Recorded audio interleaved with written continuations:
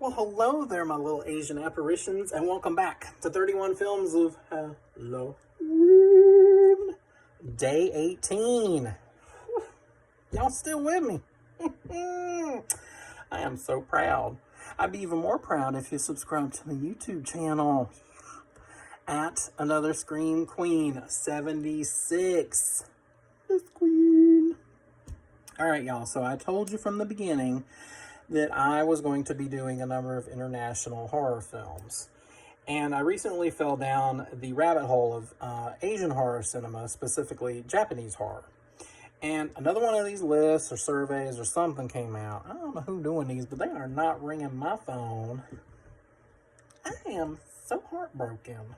Not really. But this list I could get behind. This one was the top 20 best Japanese horror movies of the 21st century. And this one made the list. This is Dark Water, and it's directed by Hideo Nakata, who directed the original Ring from 1999. Y'all know the one about the ghost girl coming out the wings. And it's also based after a short story by Koji Suzuki, who also penned The Ring. It was released in 2002, and this particular DVD version is dubbed in English. I'm not a real fan of international films that are dubbed, simply because the voice actors and the actual actors, there seems to always kind of be this disconnect, because the tone and the inflections and the cadence and the voice actors seem to just don't mesh with the actual actors when it comes to their facial expressions or how they play out the scene. But Dark Water, this version actually worked out pretty well. I was surprised. So it really did not take anything away from watching the movie itself. Well, that being said, Dark Water is about Yoshimi Matsubara, who is played by Hitomi Kuroki, and her daughter Aikuko, who's played by child actor Ryo Kano. I had to write this down, y'all, because you know I am stinking with these names for some reason. And Yoshimi is finding herself recently divorced, and she's facing the challenges of being a single parent to her daughter. And not only that, she's in the middle, of course, of a custody battle over her with her husband. And her husband being a dick. He's trying to pull out all these cards and saying she is not a fit mother, mentioning how she has suffered from mental illness in the past, when she's perfectly okay to raise this child by herself. That remains to be seen, but more on that later. Anyway, she takes her daughter and they find themselves a nice, cozy, low-rent apartment. And they move in, like, after a day or two, and already they got issue. There's, like, this big old leak on top of the ceiling in Aikuko's room. And her mom, you know, Yoshimi, doesn't pay too much attention to it. You know, all apartments, they're old, they got their issues, not a big whoop. Well, then some eerie stuff starts to happen. They find this bag, this child's red shoulder bag, and it has like some toys and trinkets and things in it. And she didn't know if it belonged to some child in the building.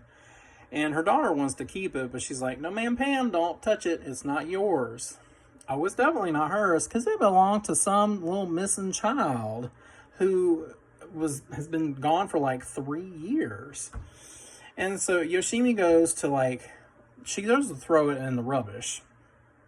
Lord, that bag keep popping up like a bad penny. It's like in the apartment, it's on the roof of the building, it ends up in Aikuko's school bag. I mean, every time she throws it away, poof, there's that bag again. And then Yoshimi starts seeing this kind of ghostly apparition of this little girl who's probably about the same age as her own daughter, and she's wearing this yellow rain slicker. And she keeps getting glimpses of her here and there. Well, come to find out, after she sees a missing poster on a telephone pole, this child is the one who owned the bag, and she used to live upstairs above their apartment. No! I'd be like, let's move out now. We're going to sleep in a motel until we find another cheap place. Stay with a friend. Stay with a family member. Whew. But we ain't staying here. But she does. And the stain on the ceiling begins to get worse. I mean, pretty much, it's like the size of Africa up on the ceiling. And it's leaking. Like, she don't need no bowl. She needs a bathtub to catch all this water in. I'm like, ring, ring, landlord. Hello. I'm not paying any rent because there's a ghost girl and I got a big giant ass leak in my ceiling. Fix it now. Get an exorcist and a plumber. Stat. Well, landlords, you know, they take their time when they're going to fix anything. And in the meantime, Yoshimi is still trying to maintain a sense of domestic bliss with her child. So she ends up getting a job as a proofreader. Unfortunately, there's a few situations where it looks like Yoshimi is neglecting Ikuko. I'm going to tell y'all right now, though, Ikuko got a bad habit of wandering off on her own. I'm like, child, stay put. This is why your mama is frantic all over this complex, up and down the elevator, trying to find your ass. Just listen for once, okay? Good Lord, you're going to end up on a missing poster. So her husband, of course, is trying to make her look bad because of these situations. And, of course, Yoshimi, with everything that's going on, she kind of comes unglued a little bit, and it looks like she is reverting back to some of her past mental issues. And she's also unsure as to whether or not, you know, the things that she's seeing, like this little girl in the rain slicker or this bag that keeps showing up out of nowhere, are really connected, or it's just what her mind is telling her actually exists. Now, this movie is one part family drama in a way, and then also one part ghost story. And as the title illustrates, water is very prevalent in this film. It rains a lot. I was kind of like, does it rain a lot in Japan for real? I mean, the rain coming down is no joke. Like, it's going to be some flooding here soon. And it does, like I said, it plays a prevalent role in the film. And I'm not going to tell you what, of course, how it ends, because I try not to do that for y'all. But it does make you question, and it certainly made me question this time around, whether or not all of this was real or all of this was part of Yoshimi's mental instability. And I think it really does a excellent job of balancing the both of them, because you as the audience start questioning what you're seeing because it's from her point of view. So you're like, you know, where are we going with this? Is this real or is this, you know, a figment? An eerie connection with this film is that, and I'm sure many of you have heard of this, in 2013, in the Cecil Hotel in Los Angeles, there was a situation with a Canadian tourist, and her name was Alyssa Lamb. And Alyssa Lamb, unfortunately, suffered from some mental illness issues as well. But there's video on YouTube that you can look up. And as I said, many of you already may have seen it. But it shows her getting into an elevator, and she's pushing different buttons to go to different floors, but her behavior is so erratic and abnormal.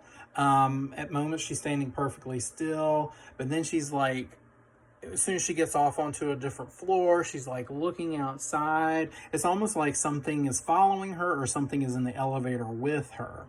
Unfortunately, her story is a sad one, and it does not end well. If you've not heard of it, I don't want to tell you what it is because it will kind of ruin the end of this film. But definitely check it out. It's very sad, but it's also very creepy too.